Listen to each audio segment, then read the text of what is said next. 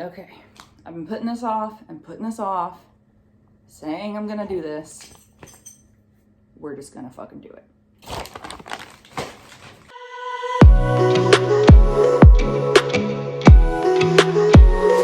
Got my McDonald's here. I haven't eaten out in a couple months. I haven't allowed myself to spend the money on it, but I'm fucking miserable. So I went and got a Big Mac, and not just a Coke, but an M&M McFlurry, because their machine fucking worked. Thank God. I got my Coke here, and my little friend here too.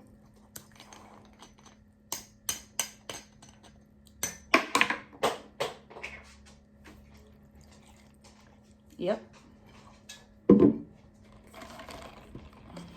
So let's do this. Give that a good stir. All right. Taste test.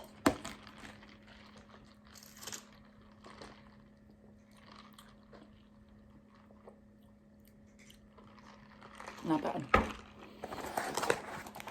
All right, so, hi, my name's Lauren.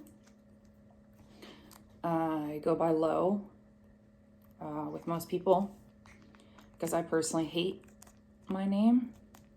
Just never felt like I looked like a Lauren or acted like a Lauren. But yeah. So the Faux Adult started out as a blog. I actually technically started it in college. Can't remember at the moment what my blog was called. Something like, so this is 20. And I blogged about just my experiences becoming a young adult and being in college. A lot of it was a lot of satire about just the bullshit that we start to go through as we get older. And that kind of became pointless once I graduated college, but I really enjoyed writing. So I created a new blog called The Faux Adult because I've never really felt like a real adult, financially, emotionally, mentally.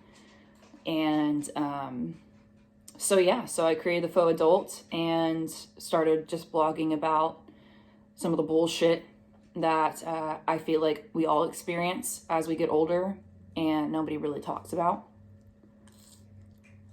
And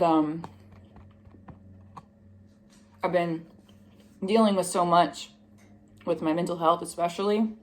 Starting at about 25, I like to say that I had my quarter life crisis then. But I feel like not enough people talk about mental health and are honest about it. Especially nowadays, I feel like with TikTok, people are starting to come out of the depression closet and, you know, are starting to mention, hey, I haven't showered in a week and I haven't brushed my teeth. And I just feel like we need more of that. I feel like we as a society need to talk about mental health and what it's really like being an adult, so that we can find a community of like-minded people and help each other and support each other. You know, I can sit here and do my makeup and put on cute clothes and put on a smile and make it look like I have my shit together. But I don't have my shit together at all. All right, it's time to take a bite.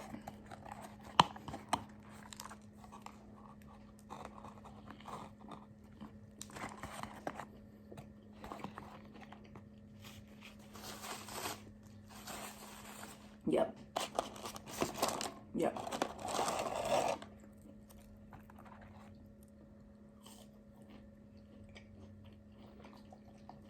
It's Rosie right here. My little pit bull. Bang. You want a french fry? There you go. Oh. That's serious. My middle child. And my 3 cats. He pissed on my bed this morning while I was still asleep in the bed.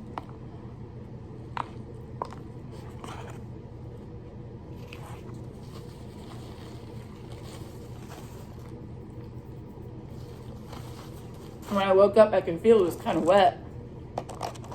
But I thought it was from my night sweats. So I've been having some really vivid dreams past few days. I've been sweating a lot in my sleep. And no, yes, I was in a pool of my own sweat. There was also cat piss all over me, so that was nice. So thank you for that. Serious.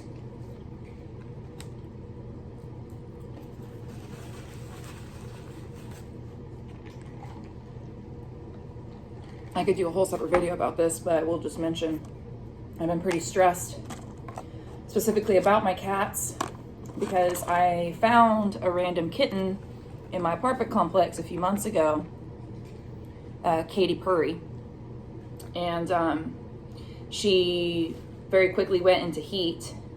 I guess she became of age, you know, being a woman, and she started pissing on everything in the house. Like, just cat shit on mom. It's like 9% upholstery, 10% cat piss. I've tried to deep clean it as much as I can, which is really just me pouring baking soda on it and then vacuuming it up. And that's her behind me, Katy Purry, the piss bitch. She's so fucking cute though, look at her. She's so cute. But yeah, she started peeing on everything, and then Sirius started peeing on her pee, even though he's fixed. And I finally was able to get her fixed. I had to get on I had to schedule it like 2 months in advance because I couldn't find anywhere that was cheap enough for me to be able to afford to do it. And she's finally fixed, and now he's peeing on the bed. So I don't know if he's sick. I can't afford to take him to the vet to see if he's sick. So I'm just dealing with cat piss all the time. I love it.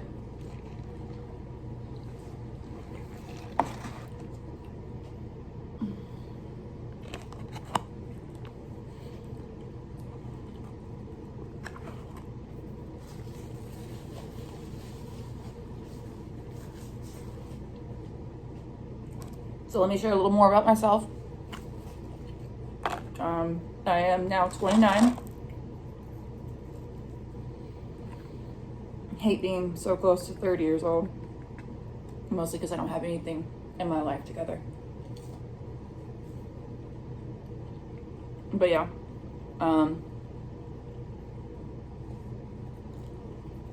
I have quit many jobs within the past few years. Mainly because the jobs I kept choosing I thought were going to lead to more money, i.e. sales jobs. But all it led to was overworking, 60 plus hours a week, drinking heavily every day, and my mental health just plummeting. And I quit my last car sales job because of that. I was already working full time, and then they had us come in and do 12-hour shifts every Saturday because they were a new dealership. So it was just a given that you were going to sacrifice your whole personal life for the sake of the business. Not to mention that it's really hard for car sales right now because of the microchip shortage and all. So I quit that.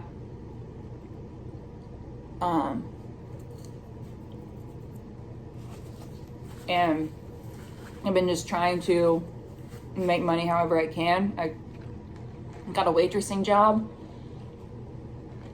and I watch my niece for a few hours every day.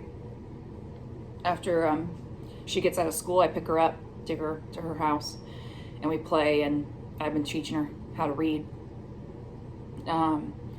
But, you know, that brings $10 an hour, 3 hours a day, 5 days a week. And then waitressing on the weekends.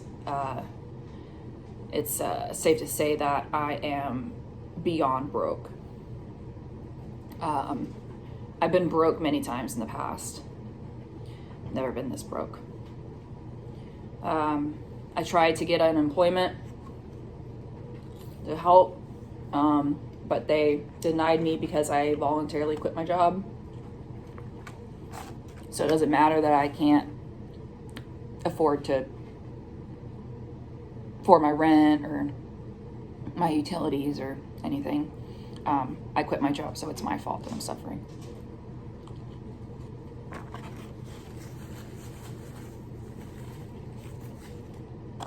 Which I think really sucks, because when you struggle with mental illness, you can't just necessarily suck it up and do a job. It's become more apparent to me over the years that I can't handle a normal job. I can't do a 9 to 5.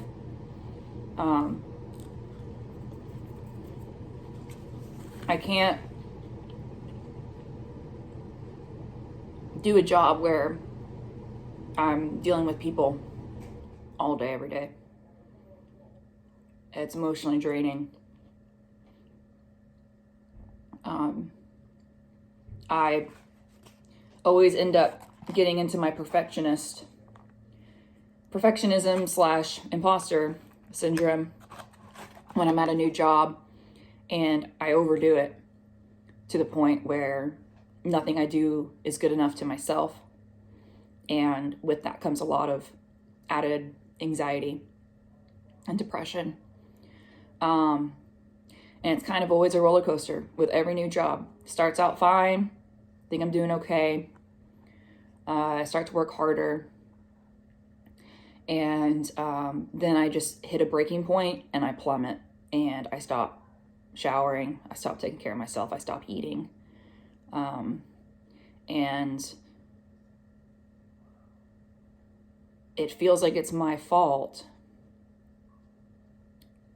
especially because most of these institutions tell me it's my fault. Oh, it's your fault. You quit your job, so we're not going to help you with money. But it's never that simple. It's not that it's easy to quit a job. I didn't just say, oh, you know what? I just don't want to work, so I'm going to quit and I'm going to live off the state. That was not the process. I genuinely was sitting in my car, crying, dry heaving, and planning. Rosie, stop. There's no water in there. I was constantly planning my suicide, because I couldn't handle not only the job, but I was so angry with myself that I couldn't just have a job. You know, why is it that I can't be like what I think everyone else is? Why can't I handle having a 9 to 5 job? What's wrong with me? Like, why can't I just suck it up? Why does it affect me so much to the point where I can't even get up to brush my teeth? You know, and it just adds to that inner dialogue I already have all the time of how I'm not good enough, and I'm a failure, and I'm a loser, and since this is so damn hard for me, what's the point of even doing it at all anymore? Life. And I felt like my only option was to just leave and try to find something that either, if it wouldn't bring me joy, was at least something more manageable, like a part-time job.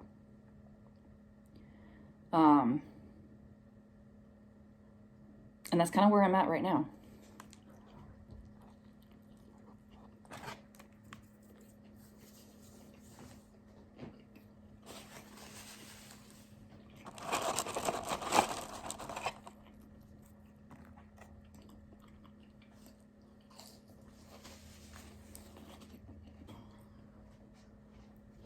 We're on to the McFlurry. All right, so I'm gonna finish up this video because really my intention was just to introduce myself and kind of give an idea of what I currently envision this vlog to be about. Really, I plan on sharing my experiences and struggles with being an adult.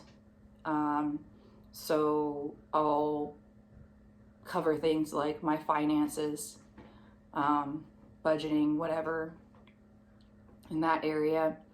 The main focus will be mental health, and, you know, kind of let you join me along this horrible journey of me trying to get my mental health in a more stable, healthy place.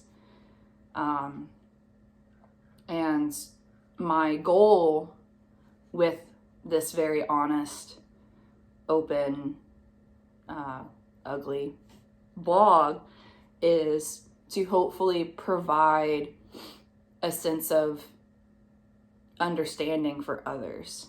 I know I'm not the only one who is dealing with these suicidal ideation and self-loathing and fear of failure and a sense of failure. And I don't want other people to feel like they're alone in that. I kind of hope that watching me struggle and probably undoubtedly cry eventually on this vlog, you'll just feel like you aren't alone. And I think that there's a lot of power in that. I'm sure I'll get ugly comments on here, and that's fine. But I really hope I just help at least one person see that it's okay to not be okay. And you're not the only one who's not okay. I feel like with social media these days, everyone's just putting on a happy face, successful face, and not enough people show what it took to get to that success. I have a lot of goals for myself, those I can share in a different video. And I know that the journey is going to be long and hard. That's what she said. But I just want to help be a voice for others that are struggling. So feel free to join me. Leave a comment below if you have any questions, or what you'd like to hear about next. I guess on my first official video where I actually plan it out, I don't just ramble and eat on camera. I won't do that again. Maybe, I don't know. But yeah, let me know what you want to hear, or topics you want me to talk about. You know, I'm happy to share my diagnoses and talk about that. I've had a lot of trauma in my life. And I'm kind of an open book. So just let me know what you want me to talk about. And hope today gets better.